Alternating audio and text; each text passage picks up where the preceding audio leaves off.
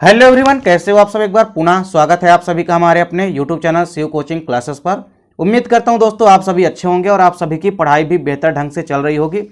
आज की इस वीडियो में हम देखेंगे class 11th biology NCERT chapter 7 में दोस्तों इंपॉर्टेंट क्वेश्चन है लसिका व रुधिर में अंतर।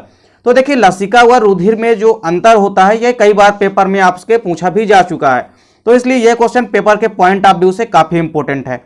तो देखिए एक साइड तो हमारा क्या है लसिका यानी कि लिम्फ, वहीं दूसरी साइड हमारा क्या है रुधिर या ब्लड या रक्त। तो देखिए यदि हम बात करते हैं लसिका की, तो देखिए सबसे पहला डिफरेंस इनमें क्या होता है कि जो लसिका होती है यह रंगहीन होती है। कैसी होती है? रंगहीन होती है। वहीं तरल संयोजी ऊतक है तो यह एक रंगहीन यानी इनका कलर जो है कैसा होता है, कलरलेस होते हैं।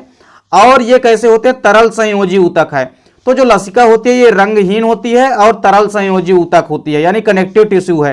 वहीं यदि हम रुधिर या ब्लड की बात करते हैं तो यह गहरे लाल रंग का तरल संयोजी ऊतक है।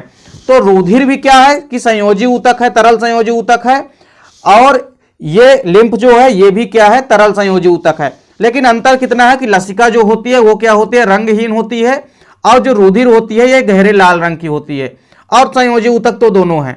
तो लसिका जो होती है यह रंगहीन तरल संयोजी ऊतक है, वहीं रुधिर जो होता है यह गहरे लाल रंग का तरल संयोजी ऊतक है। अगला डिफरेंस है कि इसमें आरबीसी नहीं पाए जाते हैं। लसिका में देखिए यहां पे एक चीज आपको ध्यान में रखना है कि जो आरबीसी होती है यानी लाल रक्त कणिकाएं जो होती है या रेड ब्लड कार्पसेल्स जो होती हैं ये किसी भी प्रकार से नहीं पाई जाती हैं। किसके अंदर? लसिका के अंदर। तो लसिका में आरबीसी बिल्कुल भी नहीं पाए जाते हैं, यानी आरबीसी यहां पे आरबीसी का अभाव होता है। वहीं यदि हम बात करते हैं ब्लड की तो इसमें आरबीसी पाए जाते हैं। तो ब्लड में आपको पता है कि आरबीसी पाए जाते हैं जिनका निर्माण कहां होता है? बोन मैरो या अस्थि मज्जा में होता है। अगला डिफरेंस है इनमें कि इसमें प्रोटीन की मात्रा कम होती है। लसिका की यदि हम बात करते हैं तो इनमें प्रोटीन की मात्रा क्या होती है? कम पाई जाती है। वहीं यदि रुधिर की बात करें तो इसमें प्रोटीन की मात्रा जो है वो अधिक होती है। अगला डिफरेंस है कि ऑक्सीजन की मात्रा लसिका में कम होती है। यह भी इंपॉर्टेंट है कि लसिका में जो ऑक्सीजन की मात्रा होती है वो क्या होती है? कम होती है।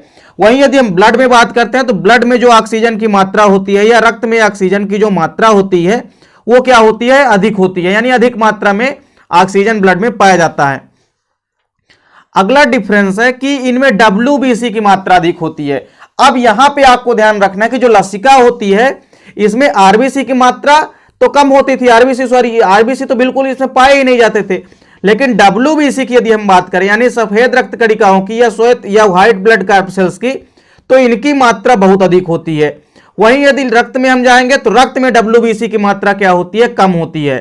तो यहां पे आपको याद रखना है कि जो डब्ल्यूबीसी होती है तो लसिका में डब्ल्यूबीसी की मात्रा अधिक होती है, वहीं रक्त में डब्ल्यूबीसी की मात्रा क्या होती है? कम होती है।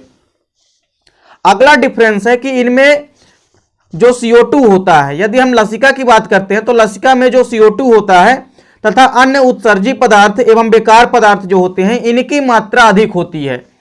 लिम्फ में यदि हम बात करें या लसिका में तो CO2 यानी कार्बन डाइऑक्साइड तथा अन्य उत्सर्जी एवं बेकार पदार्थ जो होते हैं ये अधिक मात्रा में पाए जाते हैं।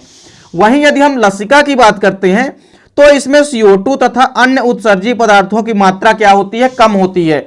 तो यह भी इंपॉर्टेंट डिफरेंस है कि इनमें जो रक्त है मुख्य रूप से हम कह सकते हैं लसिका में, तो लसिका में जो बेकार पदार्थ या वर्ज्य पदार्थ हैं और CO2 है इनकी मात्रा क्या होती है? अत्यधिक होती है। वहीं रुधिर में इनकी मात्रा क्या होती है? कम होती है। तो यदि हम बात करें मुख्य रूप से CO2 की तथा अन्य उत्सर्जी पदार्थों की मात्रा तो आरबीसी और ब्लड में या रुधिर में क्या होती है? इनकी मात्रा कम होती है।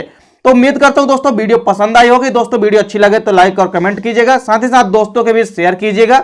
मिलते हैं दोस्तों नेक्स्ट वीडियो में, तब तक के लिए जय हिंद, वंदे मातरम।